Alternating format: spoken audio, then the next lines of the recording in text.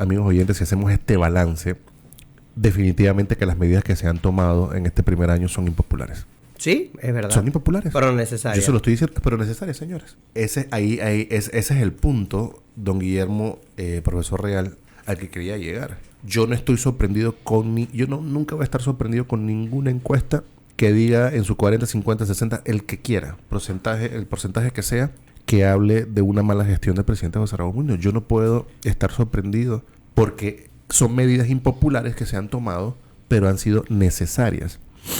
Y los resultados de este tipo de medidas no son inmediatos, son a mediano y largo plazo. Entonces es allí que nosotros, amigos oyentes, tenemos que tener en cuenta que se están haciendo cosas. Muy buenos días. Gracias, don Guillermo. Permanente. El profesor Hugo Real. Ese mismo. Aquí estamos en 92.1, mañana en Radio Ancon. Aquí también hay que hacer una evaluación muy importante. De hecho, ayer hablaba sobre ello cuando estaba dictando esta clase en esta universidad privada. Digo, entre tantos temas. Bueno, y no era que lo estaba haciendo de esta forma, como se las voy a decir, pero aquí hay que hacer una evaluación también de este primer año de gobierno del presidente José Raúl Mulino, de la administración Mulino. Y yo voy a nombrar por lo menos dos temas. Voy a empezar con uno que ha pasado, que pareciera que ha pasado desapercibido, profesor Hugo, y es el cierre del Darién. El tema migratorio. Sí, la migración ilegal a través del Darién, amigos oyentes, cuando nadie, primero que desde hace un par de años, cuando nosotros aquí en Radio Ancon comenzábamos a hablar de la crisis migratoria, eso era como un tabú aquí en Panamá. Absolutamente nadie quería tocar el tema, nadie se refería a él, nadie hacía ningún tipo de comentario sobre ello, ni las autoridades, ni las ONGs, ni las agencias multilaterales. Digo, ¿me estoy escuchando? Sí. Nadie hace ningún comentario. Sin embargo, nosotros aquí en Radio Ancon ya comenzábamos a hablar sobre el tema. Para nosotros no era un tabú, sino era tener la capacidad de análisis para saber que se acercaba una crisis. Nadie apostaba ni un centavo, ni una cuartilla por el tema del Darién. Sin embargo, uno de los primeros movimientos o decisiones que tomó la nueva administración a partir del 1 de julio de 2024 fue comenzar a cooperar con Estados Unidos sobre este tema. Amigos oyentes, yo creo que 8 meses después, 9 meses después, el tapón del Darién deja de ser un problema. Y aquí tenemos una crisis a punto de explotarnos en la cara. Yo siempre, no sé si se recuerda, don Guillermo, que yo le decía que mi temor más grande era estar aquí en la emisora en calle 50 y ver a través de estas ventanas, de estos ventanales, a migrantes campando en la calle. Bueno, yo, no lo viste en calle 50, pero llegaron a la ciudad. Sí, Estaba en Albrook. Sí. Estaban al terminal de Así Albrook. me dijo un estudiante que, pero profesor, ellos estaban allá como para el área del Cosway, para el área de Albrook. Llegaron. En David yo los vi también por el Romero ahí. Sí sucedió. Por varios supermercados los vi, por las provincias centrales. Yo en ese sentido de mía, yo ayer revisando, porque me puse a escuchar, como para hacer un pequeño repaso. Ayer me puse a escuchar el discurso del presidente en la instalación del año pasado.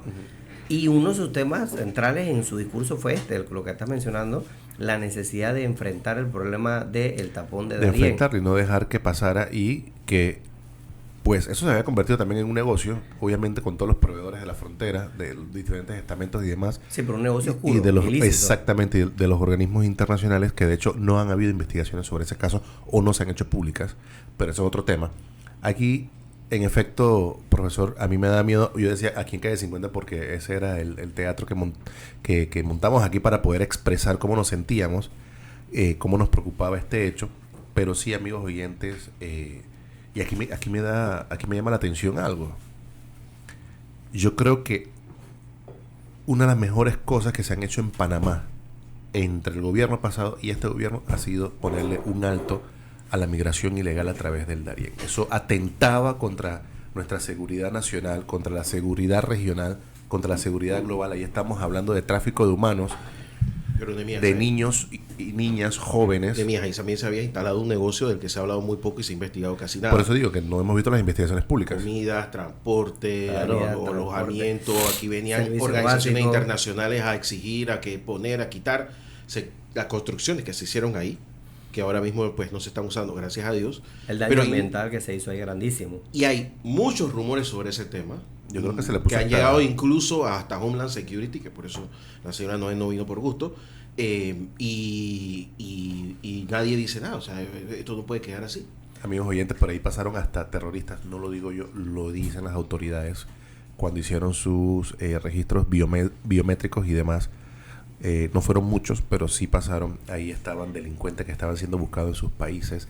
Amigos, ahí pasaron gente de China, Bangladesh, Haití, Bueno, Newsmax reportó y a entrevistó otros países africanos. periodistas Qué locura. cubanos que llegaban, me lo confirmó el actual director de Senafron, lo que le llamaron la ruta VIP. Ah, sí. La que usaba el avión. No, ellos venían en un barco aparte y terminaban en el Darién, ya acá, de este lado, y se bajaban con maletas y todo. Si es que Newsmax entrevistó a varios, de casi todos chinos. No, iba a eso. Sí, usted, ok, los Lentes chinos, y ¿verdad? todo, sí, lentes y todo. Aquí había Guillermo, nacionalidades que nunca en mi vida yo ¿cómo pensé se ver. llama? Gente de Bangladesh. El diario neoyorquino, The New York Times, amigos oyentes, publicó, pero tremendo reportaje, creo que fueron 2 o 3 sobre este tema de los chinos. Y es que sí, había y la gente decía, la gente está equivocada. New York Times se quería desmentir a Newsmax y terminó ampliando la información. No, mandaron una corresponsal. Sí, De sí, hecho, sí, eso fue lo que pasó. les digo que una de las corresponsales, por ejemplo, de The Economist, que mandaron a Panamá, a Colombia, una gran amiga de hace muchos años. Y aquí hay que tener en cuenta algo, amigos oyentes. El servicio VIP, la ruta empezaba, pero era toda una vez, y lo tengo que decir de esta forma. Yo tengo un amigo que un día me dice, él venía de Taiwán para Panamá, ¿no? Y en Turkish Airlines, volaba de Taipei, Estambul, Panamá. Y venía más incómodo. Y me, ¿Ah? Y venía más incómodo que la ruta VIP. y me dice, Nenia, esta vaina parecía una lata de atún. Yo, ¿qué pasó? Bueno, él es panameño, me decía de tuna. Yo, ¿qué pasó? Pero dice, hermano, ¿qué pasó? Que esta vaina viene harta de chino. Le decía yo, pero tú no sabes por qué se da eso y por qué los boletos de Turkish son tan caros. Me dice, no, ¿de qué tú estás hablando? Le dije, papá, las rutas de China, de cualquier punto de China con vuelo directo a Estambul, agarran el vuelo directo a Panamá, no se bajan porque no tienen visa los chinos para entrar a Panamá. Y de allí, entonces sigue la ruta, se iban a Ecuador A Quito. con la conexión local de Panamá a Ecuador. Ahí se bajaban y empezaban. Ahí se bajaban y comenzaba la travesía. Y ojo, así como lo dijo The New York Times y muchísimos otros diarios, no solamente estadounidenses, pero globales, amigos oyentes, dame un segundito, esos chinos no eran pobres. No, para Pero nada. era la misma ruta de los africanos y de los cubanos. Se venían hasta Panamá, pero no se bajaban del avión. Ahí mismo en el aeropuerto tomaban otro avión, se iban a Ecuador o a Brasil y comenzaban a caminar hacia acá. Impresionante. La principal entrada de la inmigración ilegal fue, no sé si todavía, pero en ese momento fue Quito, haciendo gala del corazón del mundo, centro del universo. Todo el mundo llegaba ahí viniendo de Asia, se bajaban en los aviones y empezaban entonces la ruta. Entraban a Colombia por la parte sur, si no me equivoco, allá por Buenaventura, llegaban acá buscando la ruta VIP panameña. El otro escenario, eso también lo vive la BBC Mundo. El otro escenario también, que no podemos dejar por fuera, hay que reconocer la decisión del gobierno de apoyar y cerrar, pero también el cambio de política en Estados Unidos. Porque las administraciones anteriores que tenían no querían enfrentar el problema. Llegó el presidente actual de Estados Unidos, que no me gusta ni mencionar el nombre, me da hasta como temor a veces mencionarlo, pero llegó y cambió la política en ese sentido, y yo pienso que ese efecto rebote de ya ver que te estaban deportando, te estaban metiendo detenido en los centros de detención de los migrantes, también comenzó a reflejar. Ahora, como estoy escuchando al ministro de Seguridad, ahora se creó el contrasentido, el contraflujo. Contraflujo que viene de arriba Cada para vez abajo, menos, de norte a porque sur. Cada vez menos ya. Porque ya ese anhelo de llegar se te va menguando porque se los están llevando. Bueno, ahora hay un nuevo inhibidor. Hoy, de hecho, se inaugura en Florida el Alligator Jail. No sé si es No he escuchado. Center. No lo he escuchado, pero, O sea, no, pero hoy- suena como a Secot. Bueno, Eso es suena un como a secot, es un secot en la Florida. Ron DeSantis se quiso congraciar con Donald Trump finalmente y construyó una megacárcel en medio de los Everglades con una pista al lado. Hay una pista grande para aviones militares. Vuelos expresos. Y alrededor solamente cocodrilos y ¿cómo se llama? Manglar. Ya entiendo el nombre. Y son kilómetros alrededor de radio de cocodrilos y manglar. Y ahí es donde van a meter entonces a los migrantes que ellos consideren peligrosos para no tener que llevarlos a El Salvador. Esa cosa definitivamente con un buen inhibidor, porque de los videos que salen, de las noticias que llegan, el flujo migratorio yo creo que se detuvo casi en su totalidad. Casi Sí, que su sí, totalidad. está casi en... Aquí en Panamá ya cero cerraron ya. todos los albergues allá en Sí, sí, en sí, Darién. sí. ¿Tú sabes cuándo yo me di cuenta que había una crisis? Del inicio, obviamente, estaba viendo las noticias, dándole seguimiento. En esa época, recuerdo en pandemia yo trabajaba en el sistema judicial y ya se estaban destinando recursos porque había se sabía que había una crisis de delitos cometidos muy en contra de las mujeres y de los niños por el curso del tapón de Darién. Pero cuando comencé a ver los encuentros de TikTok. ¿Qué encuentro? ¿Y por qué digo TikTok? Porque comenzaron a hacer reels, videos de mofas donde habían fiestas de fiestas latinas en el medio de la selva con esto, y yo me di cuenta y comencé a ver los videos y la gente comenzaron a hacerse, no sé si el nombre correcto es TikTokero, pero comenzó a hacerse virales. Gente- Migrantes ilegales se comenzaron a convertir en virales. En virales, Se hicieron virales. porque compartían la travesía completa. O sea, lo que hacen los youtubers del día a día. Bueno, hacían la travesía completa de cuando empezaban en el último puerto de Darién, cruzando todo el tapón de Darién hasta que llegaban al primer punto de Panamá, alto del cerro, Alto de la Cruz, que era el nombre. Cuando yo comencé a ver, entonces yo me comenzaba a pensar, pero ¿dónde está la señal en la selva? ¿Cómo se conectaban? Pero Todo está preparado, ¿no? transmitían en vivo desde la selva. Sí, Entonces pero- ya me di cuenta pero del semejante negocio que había ahí. Recuerda que se descubrió un megacampamento en Darién, que curiosamente ningún helicóptero lo había visto en el gobierno pasado, y ningún avión tampoco, Eso del estaba muy tamaño, bien hecho, ese ojo, lo que te voy a campamento. decir, del tamaño del Rommel Fernández, donde Eso había estaba muy bien hecho. 8 antenas Starlink. Y estaba tan bien hecho que tenía años ya, se notaban las maderas, ya se notaban. Un buen diseño, eso estaba bien Ya construido. se notaba gastada. se notaba la experiencia. Se notaba que ahí hace rato que había movimiento. Y eso era un centro, era una pequeña ciudadela que habían armado ahí. Hay una pregunta. ¿Ustedes se imaginan, Ahí había esta casa de profesor Don Guillermo, ustedes se imaginan que Panamá, el gobierno nacional, o este gobierno actual, vamos a hablar del gobierno actual, hubiera tomado la decisión, así como hablan los diputados y un montón de gente, y influencer y gente que, bueno, ya ni visa tienen para ir a Estados Unidos, que andan firmando cualquier pendejada ahí en una mesa y diciendo que son opositores? ¿Ustedes se imaginan que nosotros no cooperáramos con Estados Unidos? Y cuando mencionó el profesor el tema de lo que sucedió en Estados Unidos con las decisiones del presidente Donald Trump, Te digo desde ya que estuviera que usando hubieran, balboas. que hubieran cerrado, que hubieran Te lo digo cerrado, así, que las para que si decisiones no de lo Donald sabes, Trump hubieran sido cerrar No tuviéramos sin como cooperar una con la región y en Panamá. ¿Ustedes se imaginan que hubieran hecho esas Se nos hubiera venido 450 todo el 500 estado mil de personas? Estados Unidos, todo. Se nos hubiera ¿Ustedes se venido. imaginan a esas personas atrapadas en el Darién, entrando a la ciudad de Panamá, Claro, eso llegando es a lo que venía. Colón? ¿Ustedes se imaginan que Panamá no cooperara, amigos oyentes, Pero fíjate con que otros no gobiernos? fue así. No solo Nehemías. Estados Unidos. Fíjate ¿eh? que no fue así, fue al revés. Lo que pasa es que nos olvidamos que el primero que llegó fue José Raúl Mulino. Y tú te acuerdas que fue un escándalo internacional cuando dijo voy a cerrar la frontera de Darién. No, que Sí, eso no se podía. Lo recuerdo. Y que decían que eso no se podía. comenzó a tirar cerca por todos lados con alambre de púas. Y fueron estas agencias internacionales de noticias. Mandaron gente acá. A mí me llamaban a cada rato que nos ayudara, que no sé a qué. ver las cercas. A filmar la cerca que los pobrecitos migrantes no podían pasar. Entonces se hizo como un embudo, precisamente para bajar el todo, hasta que llegó finalmente Donald Trump y dijo, bueno, esto se cerró ya.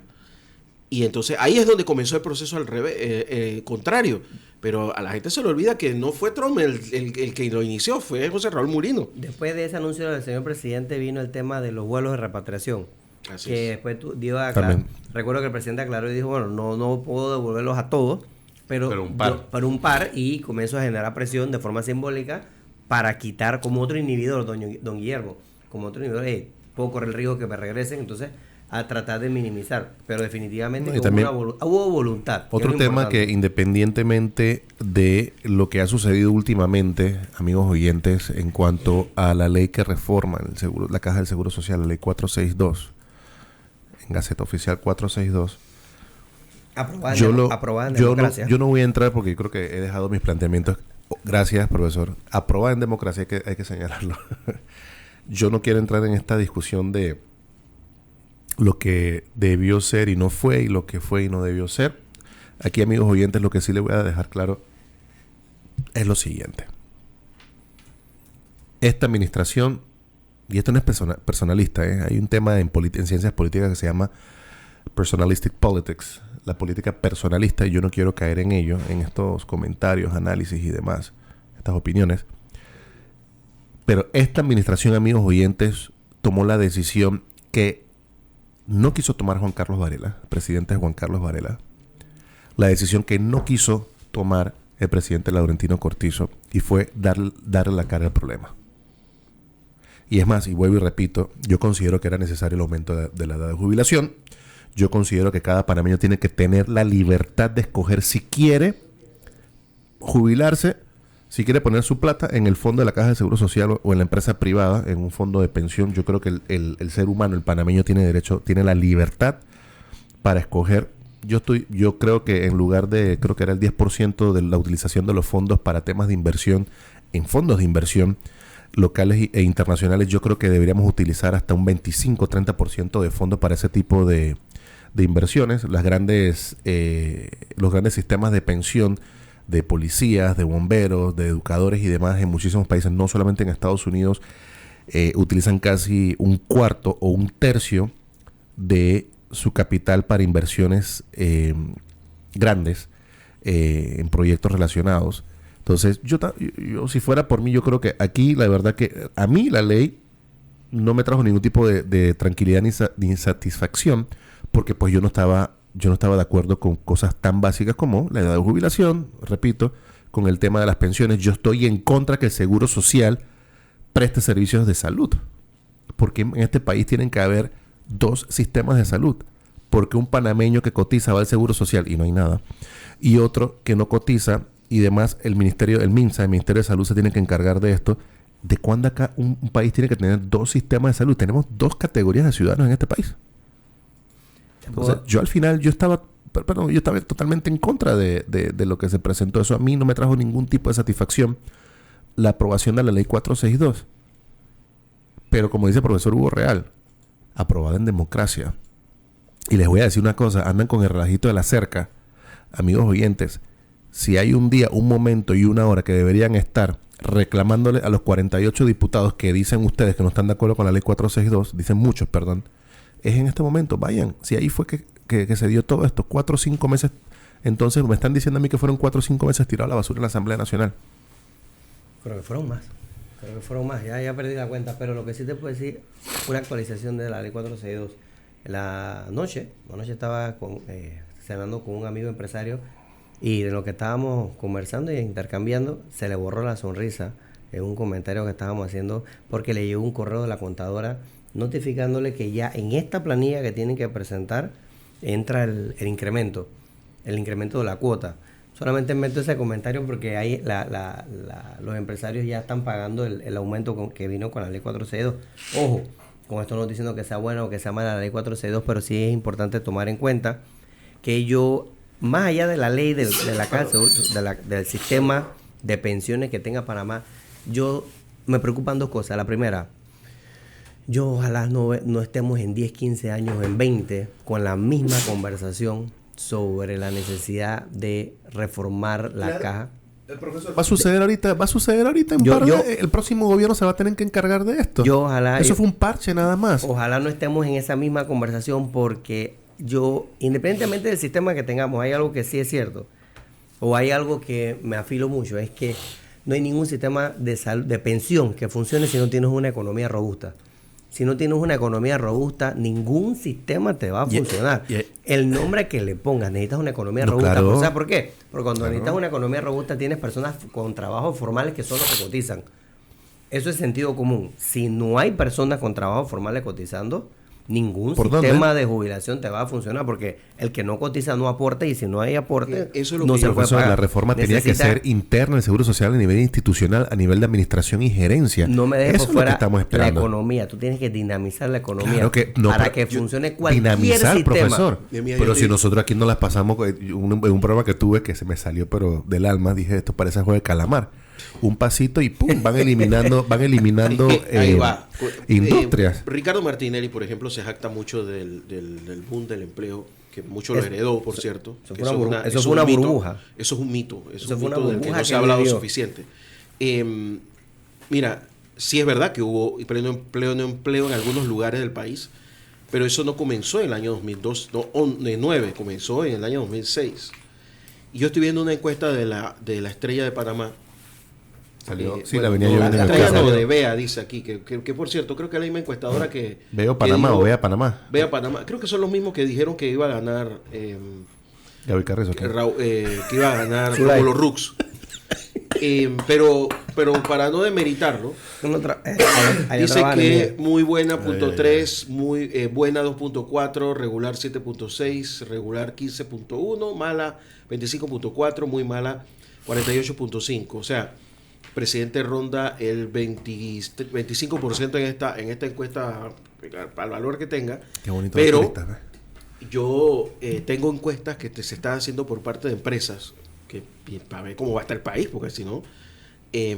y el crecimiento del presidente ha sido en las últimas 2 semanas de entre 15 y 30 puntos, después de caer un sótano de 15% de popularidad. Ojo, que estamos hablando de un presidente que ganó con el 36% de los votos. O sea, que no se nos olvide que no es que... O sea, cuando marcó más de 36 fue el gran hito. Así es. El piso de él es 36%. Dicho esto, yo recuerdo cuando a Martín Torrijos le pasó exactamente lo mismo. Yo 2005. tengo la encuesta que Martín Torrijos el día de su primer discurso marcaba 20% de popularidad. Yo la tengo. Pero aquí, Y la hizo sin Galo. No, en ese tiempo era otra cosa. Entonces, a partir de ahí comenzó una recuperación económica y llegamos a 2 años seguidos a tener 2 dígitos de Producto Interno Bruto de crecimiento. O sea que si el gobierno hace la tarea, puede recuperarse. Pero lo que no se puede volver, lo que no puede volver a pasar, y ahí es donde voy del profesor Hugo, es volver a tener empleos precarios, que fue lo que nosotros tuvimos. O sea, tuvimos Claro. un empleo con salarios precarios, y los mejores salarios los tenían extranjeros que estaban viniendo a Panamá, de Para España, los de grandes Venezuela, de Bolivia, de otros países, Claro. Con fuga capital. con fuga de capitales, venían de Argentina un montón. Copa se llenó de pilotos argentinos, me acuerdo. 70 llegó a tener. Nos provocaron la burbuja inmobiliaria. Y la burbuja inmobiliaria Con que estos todavía no estamos apartamentos comiendo los todavía, edificios. que todavía está Ahí ahí. están. ¿Eh? Un apartamento de 100 metros No es cuadrados que en está esta parada zona no baja de no es que está 450 parada la mil dólares. construcción. Que no Es han que podido vender. sencillamente tuvimos una burbuja de todas partes, se hizo una burbuja, un espejismo, y eso reventó después. Claro, eso es insostenible. No, pues, son esos temas, la verdad que los que parece que nadie quiere hablar. Qué bueno, don Guillermo, que haya tocado este tema de la encuesta de la Estrella de Panamá. A mí me llamó mucho la atención el resultado, pero al final, si nosotros ponemos en la balanza, estamos hablando del tema de migración, estamos hablando de la reforma del Seguro Social, tenemos un problema de seguridad, tenemos un problema, una lucha verdaderamente que afrontar, que es la lucha contra el crimen organizado, y muchísimos otros. Amigos oyentes, más allá de la salud, más allá también del tema del agua y demás, como les decía yo a mis alumnos ayer, que es un tema que vengo yo escuchando desde hace 25 años y eso no ha cambiado, lastimosamente. Eso, bueno, no lo digo como si fuera una gracia, la verdad que es preocupante. Amigos oyentes, si hacemos este balance, definitivamente que las medidas que se han tomado en este primer año son impopulares. Sí, es verdad. Son impopulares. Pero necesarias. Yo se lo estoy diciendo, pero necesarias, señores.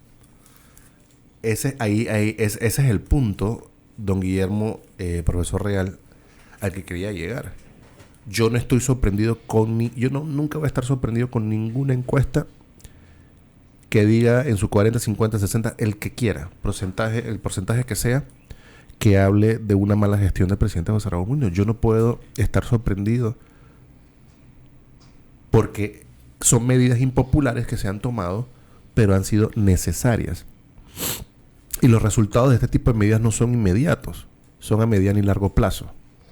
Entonces es allí que nosotros, amigos oyentes, tenemos que tener en cuenta que se están haciendo cosas, se están tomando decisiones, se le está dando la cara a muchísimos temas. Y amigos oyentes, yo siempre lo voy a decir, una de las razones por la cual le he dado tanto seguimiento a la administración del presidente Mulino es porque finalmente tenemos un presidente, después de tantos años. Hay alguien.